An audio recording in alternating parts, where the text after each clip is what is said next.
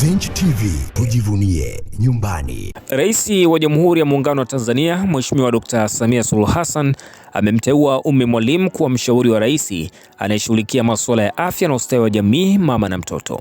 Taarifa hiyo imetolewa na Kurugenzi ya Mawasiliano ya Rais Ikulu kupitia mkurugenzi wake Shaban Kisu, na ikielezea kuwa uteuzi huo umeanza kutumika rasmi kuanzia tarehe ya kutangazwa kwake, kwa maana siku hii ya leo ya Jumanne ya Juni 2 mwaka 2026.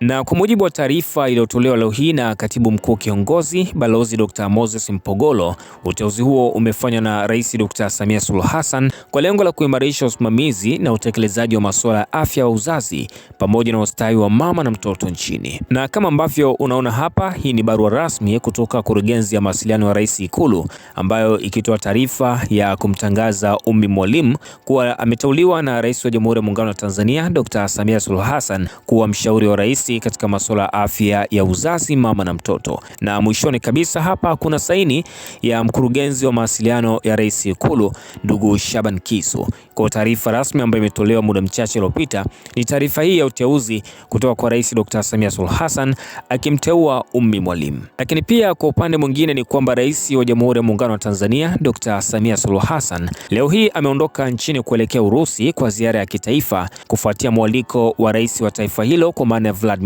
Putin, ambapo Rais Dr. Samia Suluhu Hassan amesema ziara hiyo ni ziara ya kihistoria, kwani ni mara ya pili kwa rais wa Tanzania kufanya ziara ya kitaifa nchini Urusi tangu alipofanya kwa mara ya kwanza baba taifa Mwalimu Julius Kambarage Nyerere mnamo mwaka 1969. Lakini pia Rais Dr. Samia Suluhu Hassan ameelezea kuwa ziara hiyo inalenga kuimarisha ushirikiano kati ya Tanzania na taifa la Urusi katika sekta mbalimbali za kimkakati, sambamba na kuandaa mazingira bora ya utekelezaji wa dira ya taifa ya maendeleo ya mwaka 2050. Pia vilevile Rais Dr. Samia Suluhu Hassan anatarajiwa kushiriki katika majukwaa makubwa ya kibiashara na uwekezaji, kutangaza fursa zilizopo nchini Tanzania na kufungua masoko zaidi kwa bidhaa za Tanzania katika soko la Urusi. Na hizi ni taarifa kutokea hapa Zenj Online TV, na kama ni mara yako ya kwanza kabisa kuitembelea Zenj Online TV, tunakusihi sana uweze kusubscribe, kulike pamoja na kucomment kwa ajili ya kuendelea kupata taarifa nyingi zaidi za kimichezo na burudani kwa kila siku na kila wakati. Zenj TV, tujivunie nyumbani.